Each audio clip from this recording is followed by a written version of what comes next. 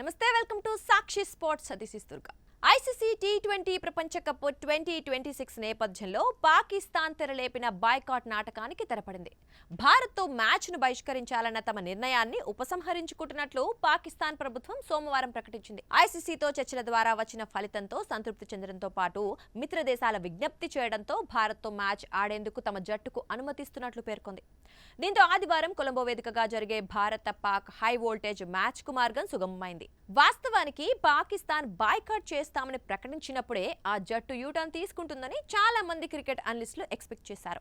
భారత క్రికెట్ దిగ్గజం సునీల్ గవాస్కర్ అయితే ఆందోళన చెందాల్సిన అవసరం లేదని, షెడ్యూల్ ప్రకారం భారత్ పాక్ మ్యాచ్ జరుగుతుందని చెప్పాడు. పాక్ తమ నిర్ణయంపై యూటర్న్ తీసుకుంటుందని తొలి రోజే జోస్యం చెప్పాడు. భారత అభిమానులు కూడా మ్యాచ్ను బహిష్కరించే దమ్ము పాకిస్తాన్కు లేదని సోషల్ మీడియా వేదికగా కామెంట్ చేస్తూ వచ్చారు. తాజాగా పాకిస్తాన్ తమ నిర్ణయాన్ని వెనక్కి తీసుకోవడంతో సోషల్ మీడియా వేదికగా జోకులు పేల్చుతున్నారు.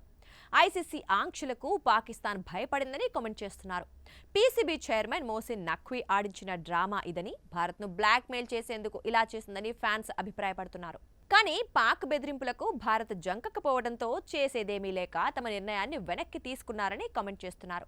భారత్ పాక్ ద్వైపాక్షిక సిరీస్ల పునరుద్ధరణ, భారత్ బంగ్లాదేశ్ పాక్ మధ్య ముక్కోణపు సిరీస్, బంగ్లాదేశ్ పర్యటనకు భారత్ వెళ్లేలా బీసీసీఐని ఒప్పించాలని ఐసీసీని పీసీబీ డిమాండ్ చేసింది. కానీ ఈ డిమాండ్లను ఐసీసీ తోసిపుచ్చింది. పాకిస్తాన్తో బయలాటరల్ సిరీస్ ఆడాలని బీసీసీఐని ఆదేశించే అధికారం తమకు లేదని, ఈ అంశం తమ పరిధిలో లేదని పీసీబీకి ఐసీసీ తేల్చి చెప్పింది.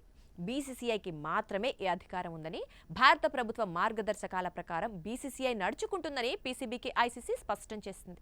చివరకు చేసేదేమీ లేక మ్యాచ్ ఆడేందుకు పీసీబీ అంగీకరించింది. ఈ మ్యాచ్ ఆడకపోయుంటే పీసీబీపై ఐసీసీ తాత్కాలిక నిషేధం విధించేది. బ్రాడ్కాస్టర్లకు వాటిల్లే 348 కోట్ల నష్టాన్ని పీసీబీ నుంచే రికవరీ చేసేది. అంతేకాకుండా పీఎస్ఎల్లో పాల్గొనే విదేశీ ఆటగాళ్లకు ఎన్ఓసీలు జారీ చేయకుండా ఆయా దేశాల క్రికెట్ బోర్డులను ఆదేశించేది. వీటికే భయపడి పాకిస్తాన్ తమ నిర్ణయాన్ని ఉపసంహరించుకుంటుందని నెటిజన్లు కామెంట్ చేస్తున్నారు.